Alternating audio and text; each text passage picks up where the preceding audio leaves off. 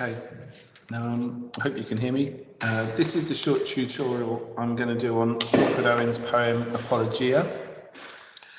I'm going to be setting a piece of writing, a detailed paragraph on the positives to be found in Owen's poetry. And I've gone through this poem once already, but I understand that there are a few of you away for trips.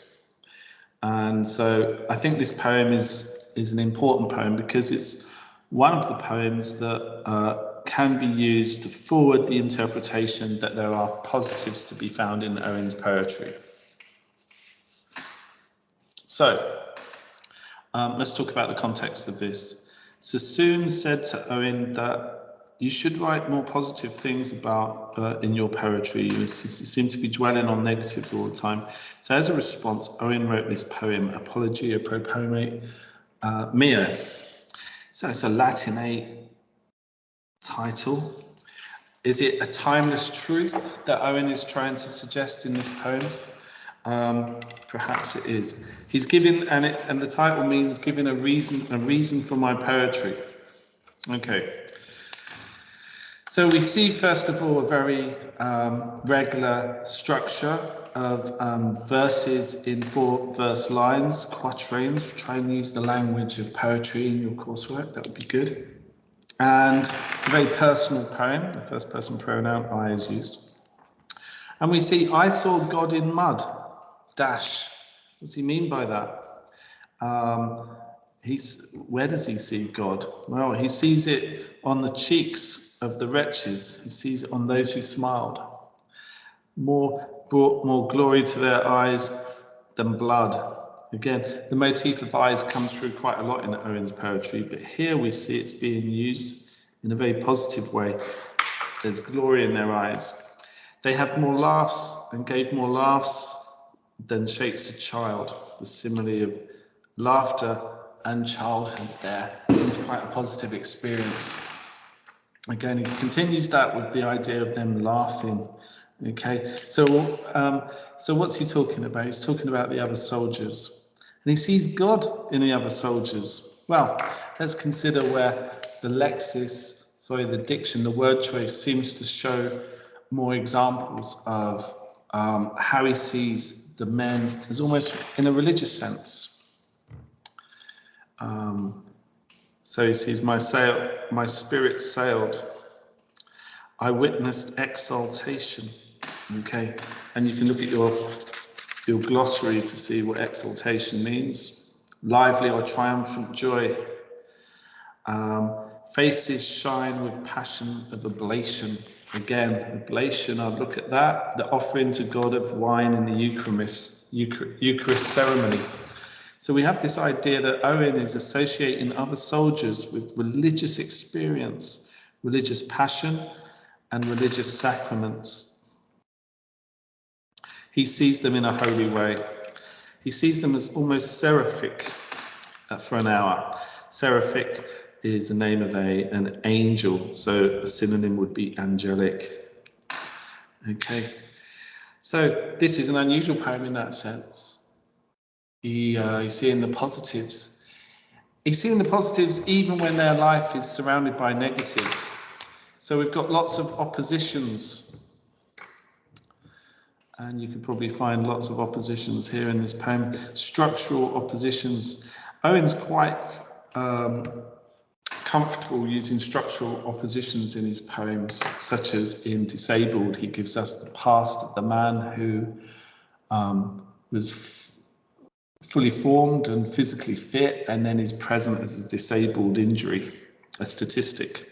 So here we see merry it was to laugh there, where death becomes absurder and life absurder. So power was on us as we slashed bones, not to feel sickness or remorse of murder. So we've got the opposites of power as opposed to sickness. So there's something powerful about being with other soldiers. There's something angelic, something holy about being with other soldiers. I might make a note of the regularity of structure here that you might talk about. What you might notice in structure is there's regular rhymes. There's regular verses, that it has an order to it. Why is this, perhaps? Let's think about that. What else is regular in it? We have full rhyme, smiled and child, mud, blood. Owen is using full rhyme rather than his typical half rhyme. There, murder, absurder. I can carry on, but I don't need to. So he's using alternate lines, full rhyming. Now, if we said that half rhyme showed hesitancy, a lack of confidence, uncertainness, well, his use of full rhyme here perhaps shows the opposite, confidence, certainty, and maybe this gives his belief more strength. So this, if, as I say, sometimes the meaning can be found in the structure. The structure is reinforcing something that he strongly, confidently believes, that God can be found through mud in the faces and the association with other soldiers. Okay, let's move on to the fourth verse. You might see a Shakespeare allusion here. He says, I've made fellowships untold of happy lovers in old song. He says, love is not the binding of fair lips. In Romeo and Juliet, love is the binding of fair lips. But he says, this isn't romantic love. This isn't a romantic love, but it is a fellowship. And this is what he goes on to talk about. It's not a romantic love, but it is a fellowship of men. What brings them together? And he answers this question by answering it here. What has brought these men together has been war's hard wire that has wound them together. So what has brought these men close together has been the fellowship. Their fellowship is bound. So let's look at verbs or words that have that synonym of bringing things together. We've got wound, bound, knit, and welding. A bandage brings people together. So we've got the metaphor of injury and trauma.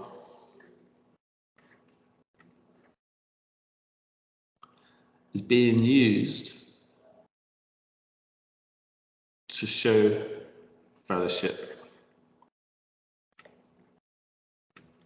Okay, so what has brought these men together has been the pain and battle of war.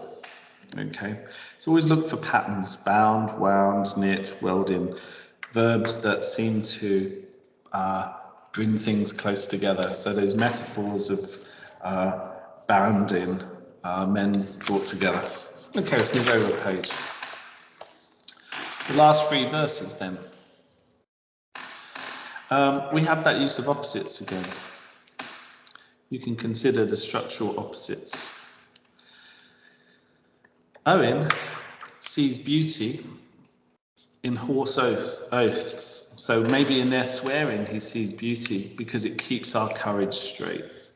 Okay, so we've got these opposites, beauty in hoarse oaths or swearing. And we've got these opposites in heard music in silentness. Okay. So he's describing where he sees beautiful things, and again, found peace in shell storms. Okay. So unity can be found, love can be found amidst war. So structure is meaning. Owen is saying true love can be found in true war. Okay. But then we get an adverb, changing the tone, nevertheless. All this has been about I, the pronoun I. Always look at pronouns. But here now in the penultimate stanza, we get you. Who's being addressed here? The penultimate means the last but one. Last but stanza. Who's being addressed? Well, you or us. Unless you share with them in hell, the sorrowful dark of hell, whose world is but the trembling of a flare, and heaven is but the highway for a shell. You shall not hear their mirth. Okay. So what's he saying here? He's saying unless we've shared this experience, we can't hear their laughter. Okay. So you or us, we have not shared this experience. Therefore, we cannot share the love.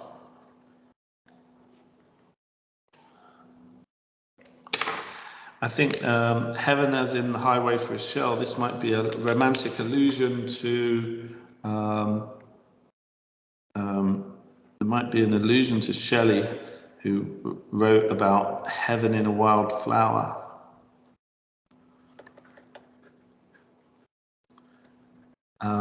Owen very much liked the romantic poets, but here he takes instead heaven is not in nature in a wild flower, but heaven is like the highway for a shell, and which is like a metaphor for death.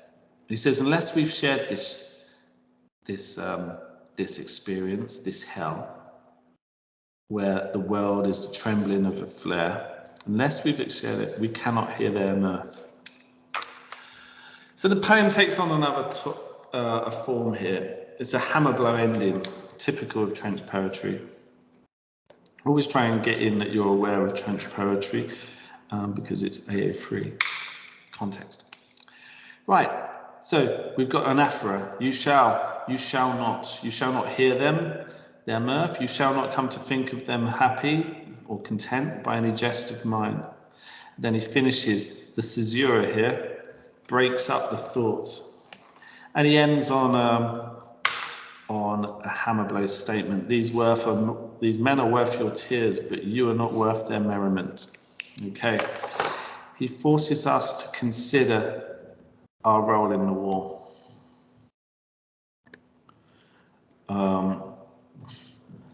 Is this poem addressed at those who want the war to continue?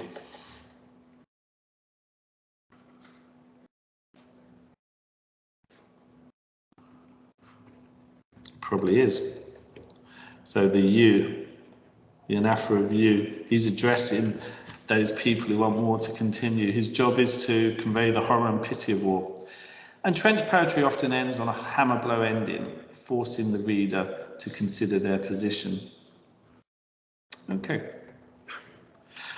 so what have we talked about here? It's a poem in which Owen describes his love for the men in religious terms. Oblation, seraphic spirits. It's a poem full of structural opposites. In war, a place of hate, you can find love. In a place of death, you can find laughter. In a place of sickness and murder, you can find power. And he says the reason for this, the answer for this, is that these men have been brought together by war's hard wire. And he uses the imagery of war injuries as bringing people together. There's a kind of irony there. Okay. I've perceived beauty in Horphos. So again, it continues the silences. You can almost describe these as oxymoronic. Okay, hearing beauty, music in silence, peace in shell storms. Okay. And he finishes by addressing readers perhaps who support the war. So in many ways, this is a poem that is a positive about war. And the structure of the poem in terms of a real regular stanzas, regular rhyme scheme with full rhyme, beauty and duty, spate and straight. It gives the poem an air of confidence and certainty that perhaps is lacking in a lot of other poems in which half rhyme is the predominant rhyme scheme. So there's a regular pattern, there's a regular rhyme scheme. It's giving certainty to his message, that which is his reason for poetry. He's reflecting on what war means to him and what the soldiers mean to him. Okay, so let's consider how this poem might be related to other poems. This idea of positives in Owen's poetry. So we've discussed Apologia. In our class, in our last lesson, what you may have missed is we talked about also how poems can be elegies, celebrations or commemorations really for the dead. Poetry that commemorates or immortalizes the men, maybe perhaps an anthem for doomed youth where they don't get any ceremony. His poetry replaces that absence. The fact that Owen writes in iambic pentameter, Shakespearean verse, often gives the suggestion that he's trying to elevate the importance of these men's lives. How else can we talk about the positives in Owen's poetry, which is predominantly full of death and murder and injury? Well, in many ways, poetry reveals a greater truth. And maybe a truth is always a positive. So consider the poems in which the speaker has gained a truth about themselves or the world. Even if it's a depressing truth, it's still a truth and can be perceived as a positive. Maybe futility, maybe apologia, maybe even hard truths in things like disabled and mental cases. Thirdly, poetry. The men at Craig Lockhart were encouraged to write poetry. Self-expression can be seen as a form of coming to terms with trauma. And maybe you might consider, for instance, the poems in which the speaker is haunted by the eyes of the dead, Dulcet decorum est, or the sentry. These eyes watch me still. So poetry is perhaps a form of coming to terms with trauma. Fourthly, poetry communicates the horror and pity of war to those who wish to continue the war. So the fact that the poetry is a protest is in itself a positive. And you can think about the poems in which that message is communicated. And finally, creativity.